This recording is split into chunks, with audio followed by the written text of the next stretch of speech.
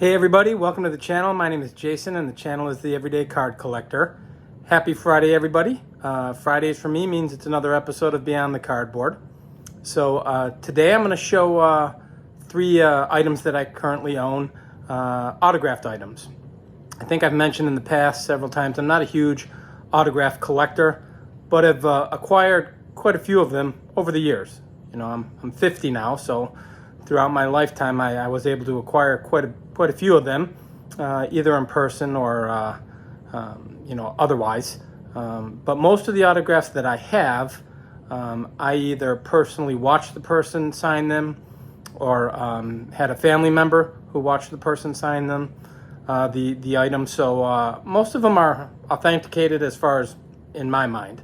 Not the official JSA certification or PSA certification, but one of these items that I'll show today, I actually watched the person sign it. The other two were gifts, and I'll kind of explain that as we're getting into it. But like I said, I have quite a few autographs of signed items, and I figured I'd just grab a few today, show three of them, and maybe throughout the episodes, time to time we'll go back to autographs, and I'll show a few more that I've received or have in my collection, and kind of discuss how I got each of them. But that's the plan for today. We're going to look at three signed items, and we'll kind of discuss them and talk about how I got them and what they mean to me. So let's get into it.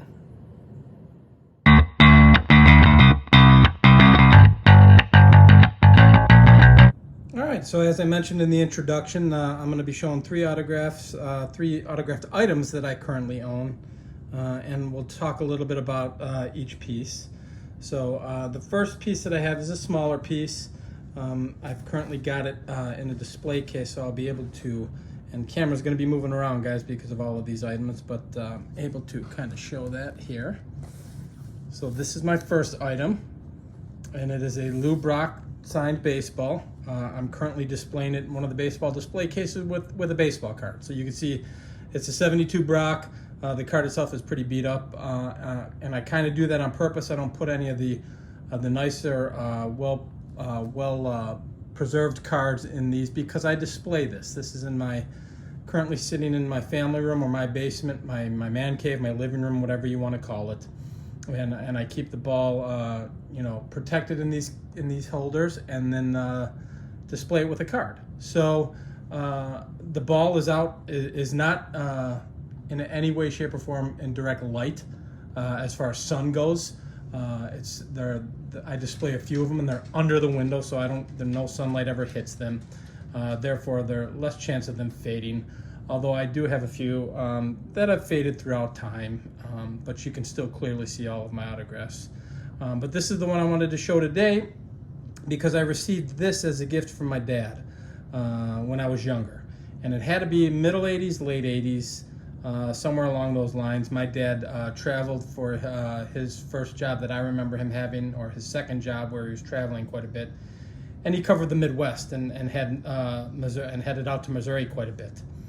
So when he would come back, he'd give me and my brother a gift, and he brought this home for me, an autographed Lou Brock baseball, which kind of got me into the Cardinals. This ball got me into the Cardinals, and he had brought me another item that maybe I'll save for another episode, but the items that he would bring back as gifts are kind of what got me into becoming a Cardinals fan. I was already a White Sox fan because my dad grew up on the south side of Chicago, so that was easy for me to become a White Sox fan. But this is how I kind of morphed into a Cardinals fan. Most Chicago people think you're just a Cubs hater then because you're a Cardinals and a Sox fan, and I really am not, but I actually enjoy watching them. They're a young team right now, but I'm surely going to root for the Cardinals first and the White Sox first when it comes to where my allegiance is with the Cubs. So, but yeah, he brought this back to me. I'm guessing, I don't have the exact year, guys. I'm guessing it was the middle to late 80s when he was working for that particular job. I was in grade school through junior high. He got another job, and when he got that next job, which is a little more local, I was already in high school. It was my freshman year of high school. So I do know that this falls in between my grade school years and junior high years. I'm going to say to mid like 87, 86 kind of time frame. Yeah, so that's my first signature that I wanted to show. It's my Lou Brock baseball and how I display it. I love these things, the card and the ball display. I have about, I don't know, 5 or 6 of them, and I'm only going to show this one today because I wanted to show a few other items. So the other items I'm going to show, we're going to have to move the camera around, guys. So I think I could show this one. I could slide it in easy without having to pause the video, but so kind of move the light a little bit if I can. So this is my Tony Gwynn 3000 Hit Club signed bat. So like I said, the first autograph I got as a gift from my father, this item I actually purchased.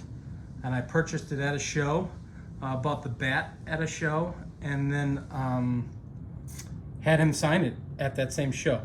So this might have been the era when I was into getting on into autographs, less into cards and more into autographs. But you can see the beautiful signature there, and it's a beautiful bat. I purchased it at the show, and I actually watched him sign this. And just for fun, you get the little congratulations, future Hall of Famer. So I purchased this and got it signed on November 21st of 1999 at Rosemont, Illinois, where they have the National, guys. That's this is where this particular show was. You know, these authenticity certificates don't mean a whole heck of a lot. Anyone can print one of these off, but I had happened to be there, and it was in 1999, so it was before you thought of bringing a camera. And I think after this, I went to a few more autograph signings at this particular show throughout the year or two, next couple of years. And I remember we used to have the portable or disposable cameras, and so I would bring a disposable camera. So I do have a couple autographs with me shaking the person's hand or them actually signing it. And at this particular time on November 21st in 1999, I must not have had a camera because I know I don't have a picture.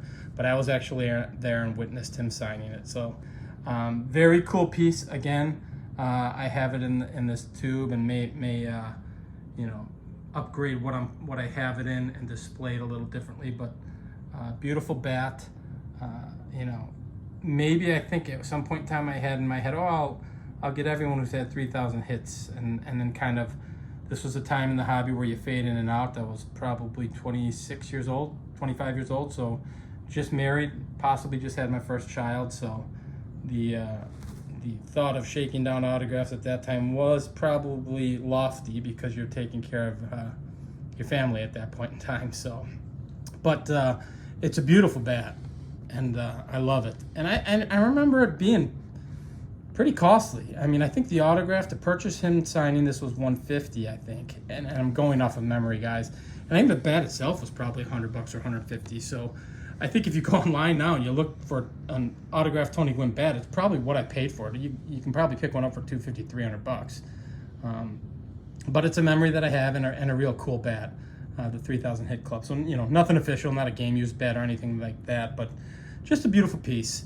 And again, this is also sitting in my man cave downstairs. All of these items are these 3 items that I'm showing. So the first item was a gift from my father when I was young. That particular item I got on my own. And then this one, we'll kind of see what I can do if I can do this while I'm... Okay, guys, I had to adjust that to get this last item in frame. And as you can see, this is the third and final item that I'm going to show. It is my autographed Muhammad Ali picture, personalized to me, to Jason Muhammad Ali. I received this from my mother. So the first autograph I showed today I got as a gift from my dad. This one I got as a gift from my mom. My mom had a job where she would often deal with the public and often see famous people or famous athletes. So she has gotten my brother and myself quite a few autographs throughout her career. She is now retired. But this was my favorite. And this one I had framed. And got it framed. My wife got it framed for me, but it's just a beautiful picture of him, and I'll get in there. And it was towards the end of his You know, he was already retired and towards the end of him dealing with his sickness. So you can see it's kind of shaky there, but it says to Jason Muhammad Ali on a very cool picture. So my mom had seen him sign that, which is fantastic. So got one for me and my brother, and we couldn't be happier. So that's also hanging in my man cave slash family room. And I think my dog just snuck into the frame there. So if you see her, you guys can say hi to Ida. That is my dog, Ida. But yeah, that's it, guys. Three pretty cool autographs. One from my father, one from my mother, and one that I got personally. All getting displayed in my family room, and I love them. Just part of the collection of many things I can show in the near future here. You know, if you like this kind of content, please feel free to like and subscribe. And again, guys, I appreciate you stopping in. And until the next video, we'll talk then. Thanks, everybody. Bye-bye.